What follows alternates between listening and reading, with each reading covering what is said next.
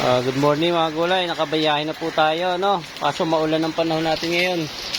Ayan. So ginarahe ko muna si Boxer kasi binaramdaman na naman akong sakit mga gulay. Ayan.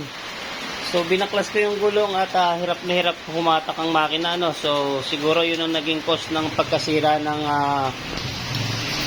yung bearing natin do sa counter shop.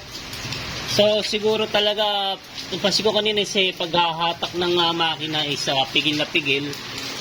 So check ang kasi dito kalugtong bearing ko. Sinapian ko lang ito ng yero ng stainless dito sa loob.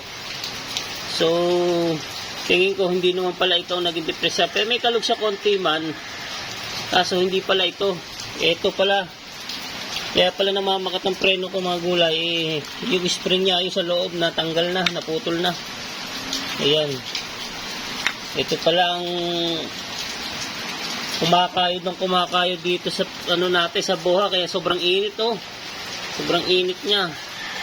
Tataka ako, pisa kaya ako na isa-dalawa, sobrang hirap pumatak ng makina, no. Ito pala ang cause niya. Kala ko ito yung sinapian kong bearing, sabi ko siguro pag humihila tumatagilid So hindi pala.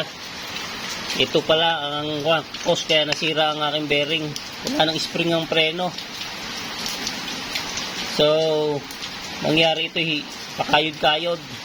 Sumasabay ito sa kahit di mo niyayapakan may kalug ng konti itong ating bahay ng bearing dito. Ayan. Di sumasabit yan dito kanya, hirap na hirap lalo na pag humihila yung sprocket niya doon sa kabila.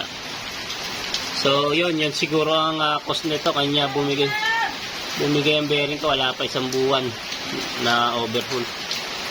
So ito lang mga gulay, I'm sure na ito lang ang damage niya, naputo lang spring. Yan spring sa loob yun putol na. Malamang ito naging diferensya, hindi ko lang napansin sa lakas ng makina natin napwersa, kahihila ng maganit yung hatak. So yun ang cause sigurado kaya bumigay yung counter shaft bearing natin. Yan lang ayusin ko ngayon mga gulay, maulang panahon. Ayan, nakabiyahe na po tayo ng maaga kanina, kaya lang panibagong sira yung ating ayusin. So dito na lang, thank you for watching.